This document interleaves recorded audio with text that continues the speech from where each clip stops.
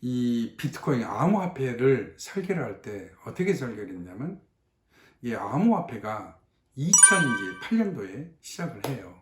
근데 이것을 2140년도까지 체결할 수 있게 만들어요. 암호화폐는 참고로요, 우리는 화폐를 발행한다고 하잖아요. 이거는 채굴을 한다고 해요. 그래서 암호화폐를 채굴을 하는데 총 몇 개를 만들어놨냐, 설계를 2100만 개를 설계를 해놨어요. 거기에 현재까지 채굴된 게 몇 개냐, 1800만 개가 채굴된 거예요. 그럼 얼마 남았죠? 300만 개밖에 안 남았잖아요. 그 말은 유한적인 공간이 자리를 하다 보니까 화폐로서의 기능이 자리를 잡을 수 있다는 거예요, 이게. 그래서 많은 사람들이 열광을 하는 겁니다. 그럼 이걸 어떻게 채굴을 하느냐? 이 해시 함수를 통해서 10분당 1개의 블럭이 생성이 되는데, 이 블럭 생성을 위해서는요, 이미값 논스라는 것을 찾아가지고 채굴자가 블럭 생성을 할 수가 있어요. 거기에 대한 보답으로 비트코인을 주는 거예요. 그럼 비트코인 일반인들이 다 채굴할 수 있겠네요? 채굴할 수 있어요. 근데 일반인들이 일반 컴퓨터로 비트코인을 하나를 채굴하는데 걸리는 시간이요, 105년 정도가 걸린대요. 그러면 그 시간과 비용을 따지면 누가 채굴을 하려고 하겠어요? 안 하죠. 근데 지금 비트코인 가격이 얼마예요, 감독님? 6천만 원이 넘어가잖아요, 지금. 비트코인 하나가. 그러면 이전에는 비트코인을 보통 채굴을 할 때 그 채굴에 대한 보상으로 처음에는 몇 개를 줬냐면요, 12.5개를 줬어요. 12.5개를. 근데 2020년 5월부터는 반감을 해버렸어요. 너무 많은 사람들이 채굴을 하니까 블록 생성에 대한 보상으로 2.25 개를 지급을 한 거예요. 그러니까 더더욱 비트코인 가격이 상승을 할 수밖에 없는 거죠. 비트코인을 슈퍼컴퓨터로 갖다 놓고 채굴을 하면 되겠네요. 맞아요. You what? 그래서 실제 엄청나게 많은 컴퓨터를 한 빌딩 안에다가 전부 다 컴퓨터를 몰아넣고 채굴을 한 사람들이 많이 늘어났어요. 돈 가진 사람들이. 일본 기업체도 할 거 아니에요. 왜? 비트코인 하나에 6천만 원 돈이 가는데 1억이 넘어간다고 하잖아요, 앞으로. 그러니까 너도나고 비트코인을 채굴하기 위해서 엄청나게 많은 컴퓨터를 막 빌딩에다 쟁여놓고 막 튼 거예요. 컴퓨터는 열이 많이 발생이 되잖아요. 그럼 열을 식혀주기 위해서 팬이 가동이 되죠. 거기에 소모되는 전력량이 엄청나대요. 그래서 예를 들어서 내가 1000만 원을 채굴을 하기 위해서 컴퓨터를 가동하죠. 거기에 전기세가 어느 정도 나냐, 5천만 원 이상이 든대요. 그럼 채굴을 하는 사람이 정상이에요, 비정상이에요? 비정상이죠. 말이 안 되는 거예요.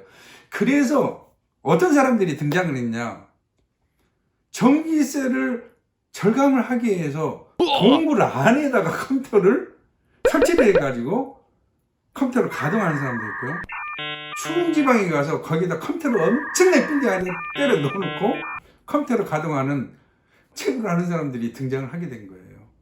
물론 그게 실제로 성공을 한지 어쩐지는 아직까지 보도가 안 돼서 모르겠는데, 사실상 채굴이라는 게 거의 불가능해요, 일반인들이 한다는 게. 비트코인은 미래의 기축통화로서의 화폐인가요? 아니면 주식처럼 투자의 수단으로 밖에 쓸 수가 없는가요? 이 물음을 한다면 저는 이렇게 답할 수 있을 것 같아요. 비트코인은 화폐로서 사토시 나카모토가 이걸 만들었어요. 그 취지 하에서. 왜? 은행들이 너무 장난을 많이 치니까. 그래서 많은 사람들이 우리가 쓰고 있는 이 돈이, 그 흐름들을 우리가 직접 보면 믿을 수가 있잖아요. 그러니까 화폐 수단에서 만들어놨는데 이게 한정이 되고 거기에서 채굴된 숫자가 1800만 개까지 채굴이 되다 보니까 이제 300만 개 안 남잖아요. 그래서 사람들이 이게 화폐의 기능이 아닌 투자의 수단으로 가버린 거예요, 지금. 그러면 오늘날 코인이 이더리움, 리플, 코인까지 해서 4천여 종의 코인들이 지금 발행이 돼 있어요. 많은 사람들이 그 열풍에 지금 가담하고 있잖아요. 특히나 얼마 전에 일론 머스크가 달을 딱 개를 그려놓고 그려놓은 그거를 트위터에 띄우고 나니까 그 다음날 도치코인이 엄청나게 그냥 올라버렸잖아요. 200% 300% 이상 올랐습니다. 코인을 사실 건지 비트코인을 사실 건지 뭘 만약 투자한다면 뭘 사겠어요? 라고 물어본다면 저는 단연코 비트코인을 사야 된다고 이야기를 합니다. 비트코인은 한정적이고 발행의 주체가 없어요. 유일하게 지구상에 코인은 주체자가 다 있습니다. 그래서 코인은 통화로서의 역할을 하기가 사실상 상당히 많은 문제점들을 안고 있어요. 그러다 보니까 투자로서의 기능이 약화될 수밖에 없다. 제 생각은. 그럼 비트코인은 뭐냐?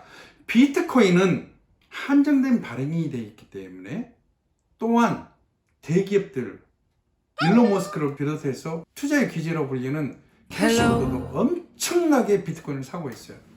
이 그 전자결제 수단인 페이팔이라든지 스퀘어라든지 이런 회사들이 비트코인을 거래하기 위한 수단으로서 엄청나게 비트코인을 사들이고 있거든요. 우리들이 이런 생각을 가져볼 수 있잖아요. 비트코인 한 개 가격이 6천만 원이 넘는데 그걸 어떻게 사요? 돈이 없는데. 다 살 수 있어요. 비트코인의 단위는요 비트예요. 예를 들어서 한 개에 6천만 원이잖아요. 그럼 난 만 원밖에 없어. 만 원 살 수 있어요. 6천만 원에 해당되는 그 비트를 단위로 쪼개서 나눠버리는 거예요. 그럼 0.0001%에 대한 그 부분을 사는 거예요. 그러니까 비트코인은 내가 얼마를 가지든 거기에 합당하는 금액의 비트코인을 살 수가 있는 거예요, 실은. 그래서 이거는 투자의 가치가 있는 거예요. 며칠 전에 뉴스를 통해서 많이 보도가 됐잖아요. 연준에서도 비트코인의 투자의 위험성 문제가 많다. 이거는 화폐로서의 기능을 제대로 못할 거다. 한국에서도 뉴스에 얼마 전에 발표했잖아요. 한국은행도 이걸 규제하겠다. 세계 각국에서 계속 규제 발표를 해요. 그래서 갑자기 6천만 원짜리가 5천만 원짜리 뚝 떨어졌잖아요. 지금 20% 이상이 떨어졌어요. 지금 저는 앞으로 예견을 한다면 감히 비트코인은 1억 이상 간다. 저는 거기에 강하게 여러분들한테 추천해 볼 수 있다고 생각합니다. 3년 전부터 저는 비트코인을 사려겠어요. 그럼 저는 비트코인을 샀냐? 안 샀어요. 왜 안 샀냐? 실은 저는 관심이 없어요. 여기에 대해서. 어쨌든 유익한 시간이 됐는지 모르겠습니다. 구독과 좋아요는 제가 이 동영상을 찍는 데 있어서 많은 도움이 됩니다. 감사합니다.